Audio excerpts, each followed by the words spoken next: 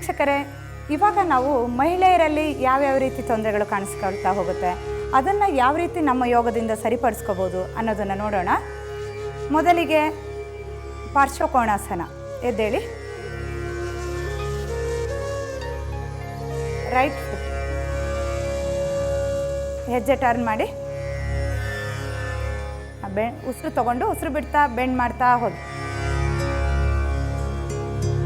ಕೈ ಎಷ್ಟಾಗುತ್ತೋ ಅಷ್ಟು ಹಿಂದಕ್ಕೆ. ಈ ರೀತಿ ಮಾಡೋದ್ರಿಂದ ಇದು ವೇಸ್ಟ್ ರೀಜನಲ್ಲಿ ಮ್ಯಾಕ್ಸಿಮಮ್ ಸ್ಟ್ರೆಚಿಂಗ್ ಬರೋದ್ರಿಂದ ಎಕ್ಸ್ಟ್ರಾ ಫ್ಯಾಟ್ ಎಲ್ಲಿ ಅಕ್ಯುಮುಲೇಟ್ ಆಗಿರುತ್ತೆ ಅಬ್ಡಾಮಿನ್ ರೀಜನಲ್ಲಿ, ವೇಸ್ಟ್ ರೀಜನಲ್ಲಿ ಕಡಿಮೆ ಮಾಡ್ಕೊಳ್ಳಿಕ್ಕೆ ತುಂಬ ಒಂದು ಮುಖ್ಯವಾದ ಆಸನ. ಮತ್ತು ಕಾಲಿಗೆ ಸ್ಟ್ರೆಂತ್ ಬರಲಿಕ್ಕೆ, ತುಂಬ ನಿಂತ್ಕೊಂಡು ಕೆಲಸ ಮಾಡುವಾಗ ಆ ರೀತಿ ಕಾಲುಗಳಿಗೆ ಸ್ಟ್ರೈನ್ ಆಗ್ತಾ ಇರುತ್ತೆ, ಅದನ್ನು ಸರಿಪಡಿಸ್ಕೊಳ್ಳಲು ಹಾಗೂ ಫ್ಯಾಟ್ ಕಡಿಮೆ ಮಾಡ್ಕೊಳ್ಳಿಕ್ಕೆ, ಈವನ್ ಸ್ಪೈನಲ್ ಕಾರ್ಡಿಗೆ ಕೂಡ ಇದು ಒಳ್ಳೆಯ ಆಸನ. ಸೊ ವಾಪಸ್ ಬನ್ನಿ. ಕಾಂಪ್ಲಿಮೆಂಟ್ರಿ ಆಸನ ಅಂದರೆ ಅದೇ ರೀತಿ ನಾವು ರೈಟ್ ಸೈಡ್ ಮಾಡಿದರೆ ಲೆಫ್ಟ್ ಸೈಡ್ ಮಾಡ್ಕೋಬೇಕಾಗುತ್ತೆ. ಈಗ ಲೆಫ್ಟ್ ಫುಟ್ ಟರ್ನ್ ಮಾಡಿಬಿಟ್ಟು ಸೈಡಿಗೆ. ನಮ್ಮ ಕೈಯಲ್ಲಿ ಎಷ್ಟೊತ್ತು ಸಾಧ್ಯನೋ ಸ್ಥಿರಂ ಸುಖಂ ಆಸನಂ ಅಂತಾರೆ. ಫೈನಲ್ ಪೋಸ್ಚರಲ್ಲಿ ಸ್ಟಡಿ ಕಂಫರ್ಟಬಲ್ ಪೋಸ್ಚರ್ ಅಂತ. ಎಷ್ಟು ಸಾಧ್ಯನೋ ಅಷ್ಟು ಸ್ಲೋ ಉಸಿರು ತೊಗೊಂಡು ಸ್ಟೇ ಮಾಡಲಿಕ್ಕೆ ಟ್ರೈ ಮಾಡಬೇಕು. ನಾವು ಎಷ್ಟು ಹೆಚ್ಚು ಸ್ಟೇ ಮಾಡ್ತೀವಿ ಅಷ್ಟು ಇಫೆಕ್ಟ್ ಜಾಸ್ತಿ ಆಗ್ತಾ ಹೋಗುತ್ತೆ. ರಿಲ್ಯಾಕ್ಸ್. ಬದ್ಧ ಕೋಣಾಸನ, ಉಪವಿಷ್ಟ ಕೋಣಾಸನ, ಈ ಆಸನಗಳು ಪೆಲ್ವಿಕ್ ರೀಜನಿಗೆ ರಕ್ತ ಪರಿಚಲನೆ ಹೆಚ್ಚು ಮಾಡ್ತಾ ಹೋಗುತ್ತೆ. ಅದರಿಂದ ಗರ್ಭಕೋಶಕ್ಕೆ ಸಂಬಂಧಪಟ್ಟ ಎಲ್ಲ ತೊಂದರೆಗಳನ್ನು ಕೂಡ ಕಡಿಮೆ ಮಾಡ್ಕೋಬೋದು. ಅದಕ್ಕೆ ಅವರು ಲೇಡೀಸಿಗೆ ವರ ಇದ್ದ ಹಾಗೆ ಅಂತ ಕೂಡ ಇದಕ್ಕೆ ಹೇಳ್ತಾರೆ. ಫಸ್ಟು ಬಟರ್ಫ್ಲೈ ಪೋಸ್ಚರಿಗೆ ಬನ್ನಿ. ಎರಡು ಕಾಲನ್ನು ಎಷ್ಟಾಗುತ್ತೋ ಅಷ್ಟು ಜೋಡಿಸಿಬಿಟ್ಟು ಹಿಂದೆ ತಗೊಂಡು,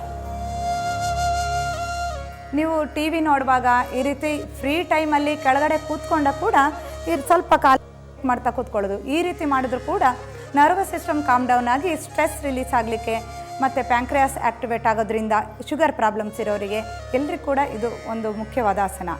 ಉಸಿರು ತೊಗೊಂಡು ಮುಖ ಎತ್ತಿ, ಬ್ರೀದ್ ಇನ್, ಬ್ರೀದ್ ಔಟ್.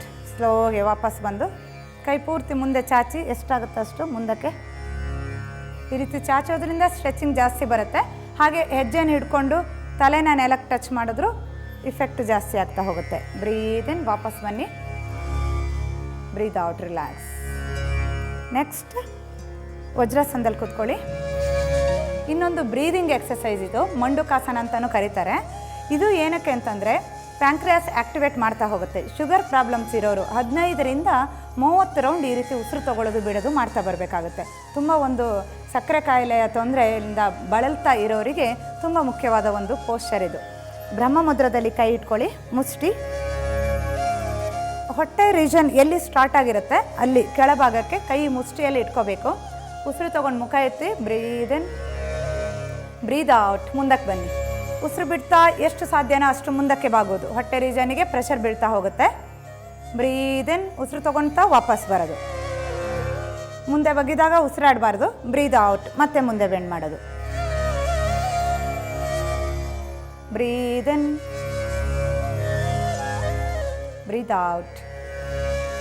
ಈ ರೀತಿ ಎಷ್ಟು ಸ್ಲೋ ಆಗುತ್ತೆ ಅಷ್ಟು ಸ್ಲೋ 15 ರೌಂಡಿಂದ 30 ರೌಂಡ್ಸ್ವರೆಗೂ ಮಾಡಬೇಕಾಗುತ್ತೆ. ರಿಲ್ಯಾಕ್ಸ್ ಮಾಡಿ.